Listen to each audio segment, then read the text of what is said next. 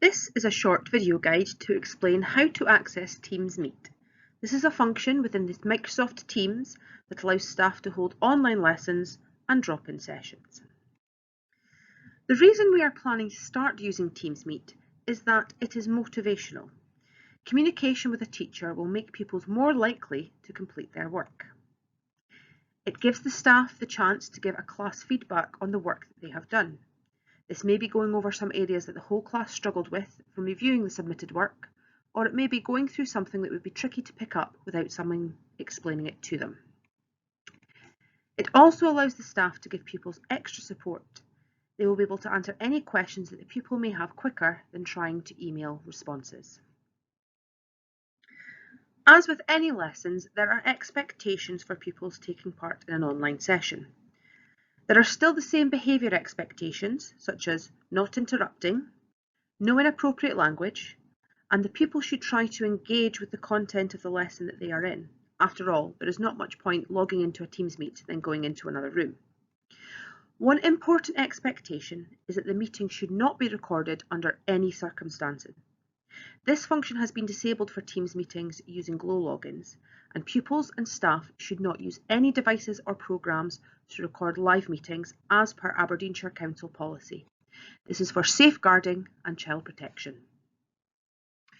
In order to join an online lesson, the pupil needs to be in Microsoft Teams. This can be through their web browser or through the Teams app. They can also join online lessons on their mobile devices, such as mobile phones and iPads. Once they log into Teams, they need to go to the team that the live lesson is being held in. To do this, they just need to click on the tile for that class. When they are in the correct team, and once the teacher has started the meeting, this blue box will appear.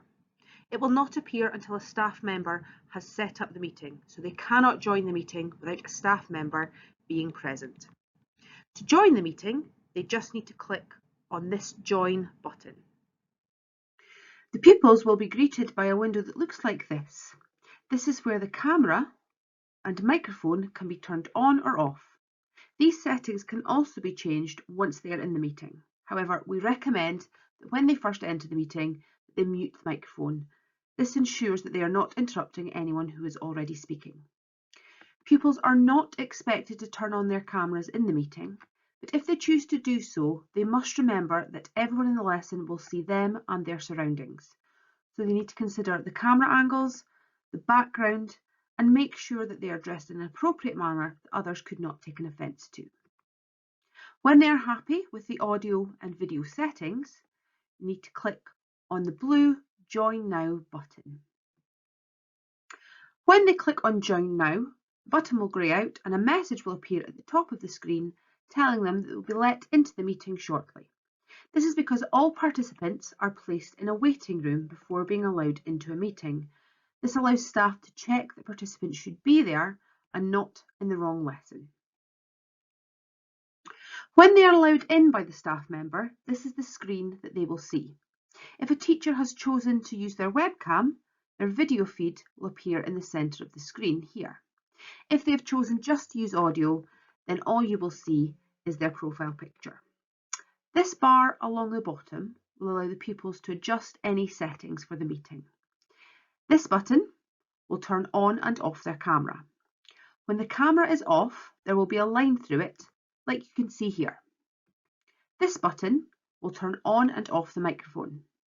If the mic is muted, it will have a line through it. Staff members also have the ability to mute pupil microphones. This is a useful feature as it allows them to get rid of any distracting background noise that may be interrupting the teaching. Clicking on this button will show or hide the messages. In here, they can send messages to their teacher and everyone else in the meeting, and it means that everyone will be able to see what they type. This chat does get saved onto the Teams message board, which we will look at later. Finally, this red button will allow the pupil to leave the team meeting.